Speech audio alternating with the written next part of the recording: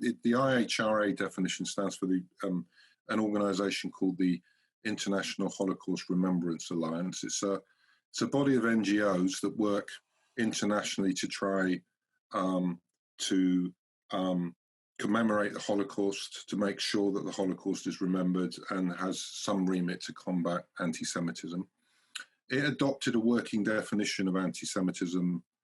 There was a definition that had existed before but fallen into disuse, and it was sort of slightly remodeled, adopted by the IHRA. The definition in itself is 38 words. I think most people who look at it say it's a fairly opaque definition. Stephen Sedley, who's a former law lord, said it fails the first test of a definition in that it's indefinite. It's quite difficult to understand.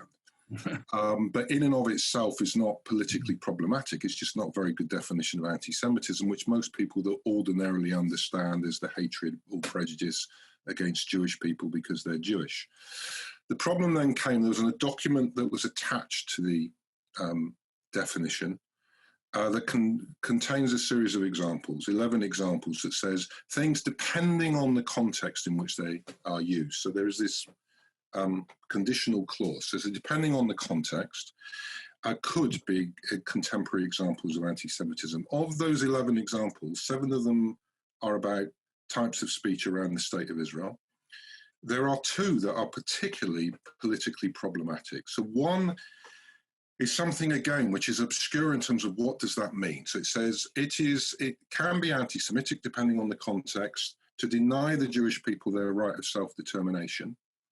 For example, by describing a state of Israel as a racist endeavor. Now, that's been interpreted by some to say, well, if you describe the laws of the state of Israel as racist, if you say that Israel is a state practicing apartheid, if you talk about the ethnic cleansing of Palestinians that took place in 1948, and then you describe it in those terms, then that might be an example of an inherent anti-Semitism. So you don't have to demonstrate a hatred of Jews attached to that. It's inherently anti-Semitic. That's what some people are trying to push. One of the bodies, for example, that's trying to push this narrative is an organisation called the Campaign Against Anti-Semitism, which is one of the bodies that made the complaint against the Labour Party. It's a piece of nonsense. We had a legal opinion done on this definition. PSC and a range of groups, Jews for Justice for Palestine, Independent Jewish Voices and others, got a legal opinion from a leading human rights law in the UK, who said actually it's a nonsense to interpret it in that way.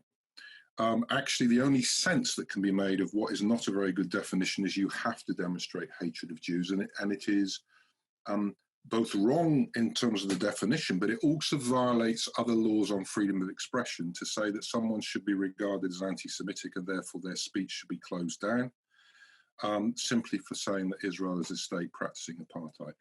Most people would have a common sense understanding of that. If I describe South Africa as if in the 1980s I described it as an apartheid state, most people would not say, well, I think that demonstrates you have a hatred towards white South Africans. Or if I describe China as a state that's perpetrating human rights abuse, most people wouldn't say, well, I wonder if you're motivated by Ben, hatred. no, absolutely. I'm going to come back.